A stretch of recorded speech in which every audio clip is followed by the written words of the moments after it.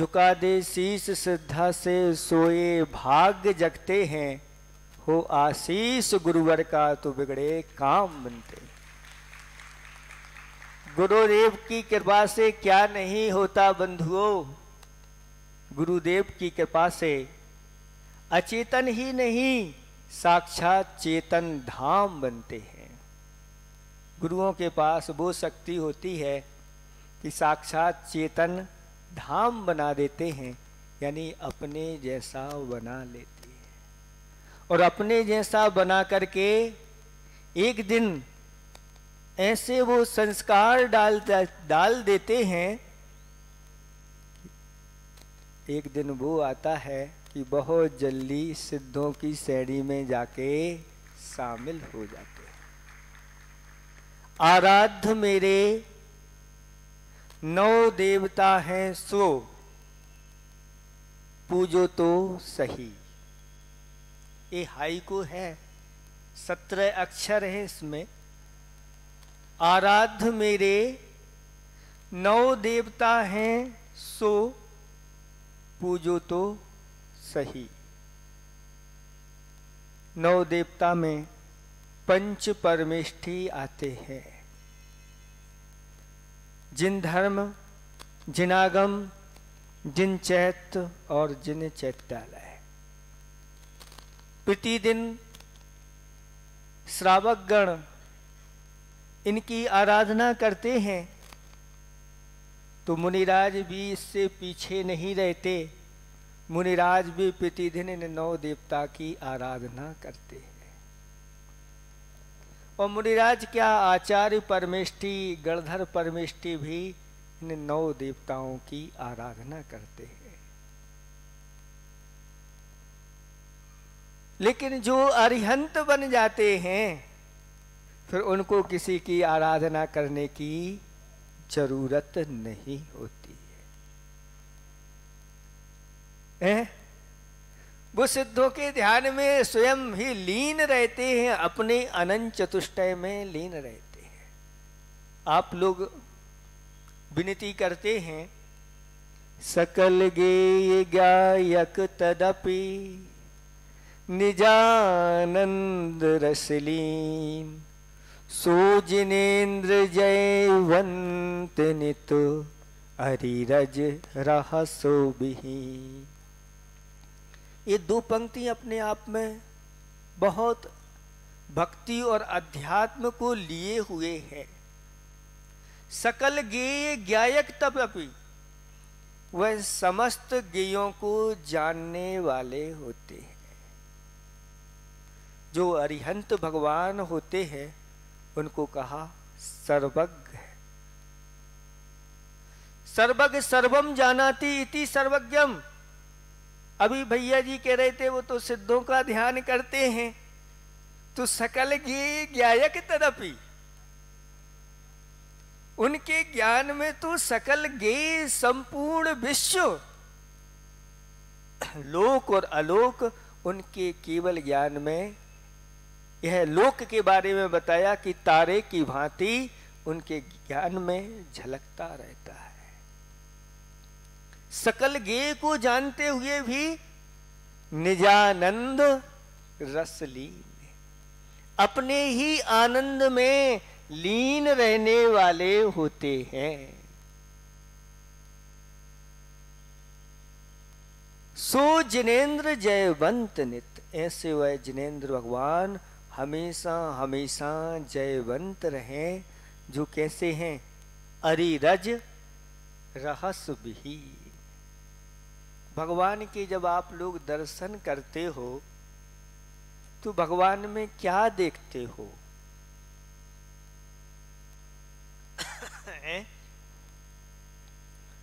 भगवान चांदी के हैं कि सोने के हैं कि धातु के, पीतल के हैं कि पाषाण के हैं? ये आचार्य भगवंत कहते हैं, जो जानती अरहंतम दब्ब गुणत पज्जते ही, सो जानदी अपारम मोहो तस् खलु जादिलयम। जो अरहंत भगवान को ऐसा जानता है कैसा जानता है? द्रव्य गुणत्व पज्जते ही, द्रव्य गुण और पर्यायों के द्वारा जानता है। ये अरहंत भगवान विराजमान हैं यहाँ पर, उनकी प्रतिमा है साक्षात तो समुसरण में विदेश क्षेत्र में विराजमान हैं। और विदेश क्षेत्र में जब आप यहीं भोपाल में इस जवाहर चौक में बैठ कर के उनकी आराधना करोगे, उनके ज्ञान में सब पूरे आप लोग झलक रहे हैं, दिखेंगे। कहीं भी आप बैठ कर के उनकी आराधना करो, उनके ज्ञान में सब। और अगर किसी ने पूछ लिया समूसण में, वहां पर विदेश क्षेत्र में, कि भोपाल नगर में कौन सा विधान हो रहा है, तो भगवान की उस केवल ज्ञान में झलक रहा है, दिव्य धुनी में भी वह खिल जाता है कि वहां पर ऐसा ऐसा चल रहा है। आचार्य भगवंत कहां पर विराजमान हैं? करते हैं प्रश्न। जैसे आप लोग यहाँ शंका समाधान, जिज्ञासा समाधान करते हैं, ऐसे वहां भी विदेश क्षेत्र में जो कुछ वहाँ मुख्य श्रोता बैठे रहते हैं, ऐसा भी प्रश्न कर देते हैं कि चूंकि भरत क्षेत्र और ऐरावत क्षेत्र में कलिकाल चल रहा है, और इस कलिकाल में यहाँ भरत क्षेत्र में, जम्बूद्वीप के भरत क्षेत्र में सर्वश्रेष्ठ आचार्य भगवंत कौन है, कौन धर्म की प्रभावना कर रहे हैं, तो भगवान की दिव्य धुनी में खिल जाता है। आचार्य भगवंत यहाँ पर सिरपुर में विराजमान हैं, अपनी साधना में लीन हैं। ये सब यहाँ भी और देवों में भी इस प्रकार की चर्चा चलती है, क्योंकि देवलोग करेंगे क्या? असंख्यात वर्ष की आयु होती है, तो ऐसे ही चर्चा चलती है कि यहाँ पर कौन सम्यक दृष्टि है, कौन आचार्य भगवंत हैं, किस प्रकार से यहाँ धर्म की प्रभावना चलती रहती है, और पूछ लेते हैं। ये बात अलग है। तो आचार्य भगवंत कहते हैं, सकल गेय गायक तदपि निजानंद रश्मि सुजनेन्द्र जय बंतनित अरिरज रहस्य विहीन। ये अरिरज रहस्य क्या कहलाता है? अरि माना होता है शत्रु, और सबसे बड़ा शत्रु हमारा कौन है? मोहिनी कर्म है। 8 कर्मों में सबसे बलवान कर्म कौन सा है? मोहिनी है, सबसे बलवान है। लेकिन हमारे भगवान आचार्य भगवंत कहते हैं वह सबसे कमजोर है। क्यों? क्योंकि जो सबसे पहले घुटने टेक दे वो सबसे ज्यादा कमजोर है। तो जब कर्मों का नाश करते हैं तो सबसे पहले कौन घुटने टेक देता है? मोहिनी कर्म है, वह मोहिनी कर्म सबसे पहले घुटने टेक देता है, अपने हथियार डाल देता है और उसकी पराजय हो जाती है।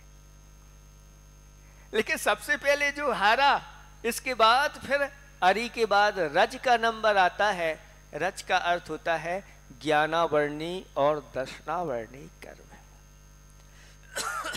तो भगवान जो है दर्शनावर्णी और ज्ञानावर्णी कर्म से रहित हैं। और रहस्य का अर्थ होता है, रहस्य तो जानते हैं आप लोग, अंतराय कर्म कहलाता है। यानी जो दाता और दे के बीच में प्रकट हो जाता है, रहस्य को प्रकट कर देता है और बीच में आ जाता है, तो क्या हो जाता है? अंतराय आ जाता है। कभी बालचंद जी आ जाते हैं तो कभी जीवचंद जी आ जाते हैं और अंतराय हो जाता है। लेकिन जो अरहंत भगवान होते हैं वह 4 घातिया कर्मों से रहित होते हैं, बीतराग होते हैं। तो ये बीतरागता दिख रही है आपके लिए, ये उनकी यह परम औदारिक शरीर, ये उनकी पर्याय है।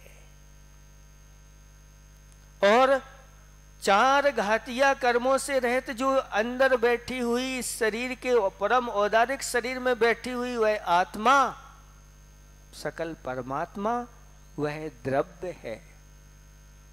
गुण क्या है उनके? पर्याय तो समझ लिया आप लोगों ने। क्या है पर्याय?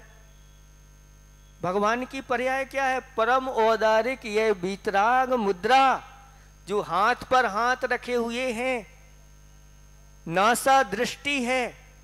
कहा है कर को तो कर पे करें, करना कुछ ना काम, और कृत्य कृत्य प्रभु को करूं, कर को जोड़ प्रणाम। कर को तो कर पे करें, करना कुछ ना काम, ऐसे कृत्य कृत्य प्रभु को कर को जोड़, अपने हाथों को जोड़ करके ऐसा प्रणाम आप लोग करिए जिसके माध्यम से अंदर में ऐसे संस्कार पड़ जाए कि बहुत जल्दी अगले ही भव में जाकर के भगवान का साक्षात समोषण हमें प्राप्त हो। वास्तव में जिन्होंने अपना जीवन ऐसी धर्म की आराधना करते हुए निकाला है, भगवान की पूजा विधान आदि करते हुए निकाला है, बहुत जल्दी शीघ्र ही वह समोषण में पहुँचे हैं।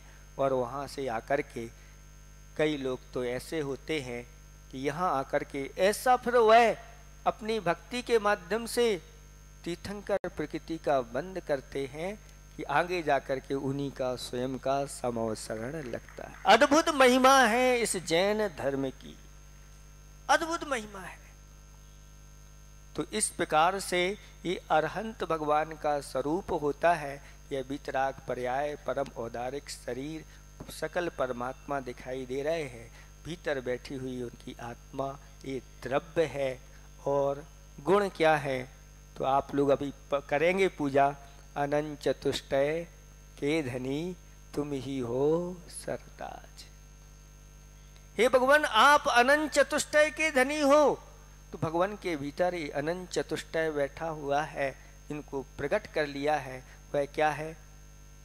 केवल ज्ञान, केवल दर्शन, और या अनंत ज्ञान, अनंत दर्शन, अनंत सुख और अनंत वीर, ये भगवान के गुण हैं।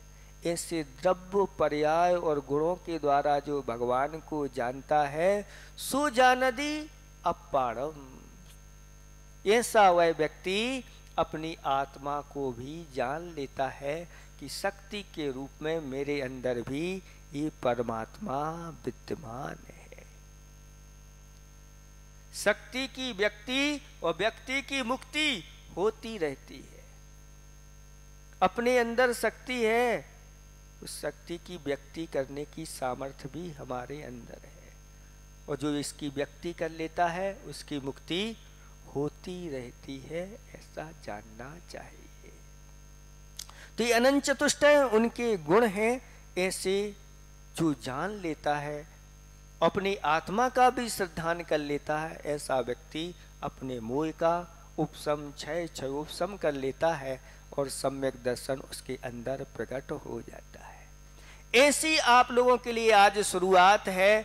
मंगलाचरण बहुत अच्छा हो गया है, क्योंकि हमने आपको कहा था मंगलाचरण ध्वजा रोहण से हो जाता है, और ध्वजा आपकी शुभ दिशा में गई है और वह कुबेर की दिशा में गई है। ऐसी कुबेर की दिशा में जो ध्वजा चली जाती है, समझ लेना ये हमारे लिए धर्म वृद्धि और अन्य प्रकार की सारी वृद्धियों के लिए, यानी सर्वार्थ सिद्धि के लिए ये विधान आप लोगों का आपके अंदर ऐसा पुण्य का संचय कराएगा। आगे जाकर के आपको सभी प्रकार के सुखों की प्राप्ति होगी। आज से विधान प्रारंभ नहीं, अभी तो ये विधान की भूमिका आज बनी है। कल से यहाँ सिद्ध परमेष्टियों के अर्घ्य चढ़ाना प्रारंभ हो जाएंगे। सभी लोग अच्छी तरह से, और जिनको अभी खबर नहीं है उनको भी खबर देना, कोई इस विधान में रह ना जाए, वो भी आकर के इसमें भाग ले। बस इतना कहता हूँ, अंदर से कोई सांसारिक सुख की चाह अपने अंदर नहीं रखना। किसी ने कहा है, हे प्रभु, जो झुके तेरे आगे वो सर मांगता हूं। जो झुके तेरे आगे वो सर मांगता हूं। हे प्रभु, मैं आपके दर्शन की नजर मांगता हूं। जो झुके तेरे आगे वो सर मांगता हूं। हे प्रभु, मैं तेरे दर्शन की नजर मांगता हूं। मुझे चाहिए तेरी बंदा नवाजी। मुझे चाहिए तेरी बंदा नवाजी। ना घर मांगता हूं ना जर मांगता हूं। ना घर मांगता हूं ना जर मांगता हूं। हो जाऊं ना बेसुध तेरे जलवों से। हो जाऊं ना बेसुध तेरे जलवों से। हे प्रभु, मैं ऐसी नजर मांगता हूं। हे प्रभु, ऐसी नजर मांगता हूं। इतना ही हम पर्याप्त समझते हैं। 10 बज गए हैं। मंगलाचरण के रूप में हम सबको अच्छे से, जिन्होंने यहाँ नहीं आ पाए हैं उन सब के लिए भी, और जो यहाँ सब बैठे उन सबको दोनों हाथों से आशीर्वाद है। आप लोग ऐसे ही धर्म की वृद्धि करते रहें। अहिंसा परमो धर्म की।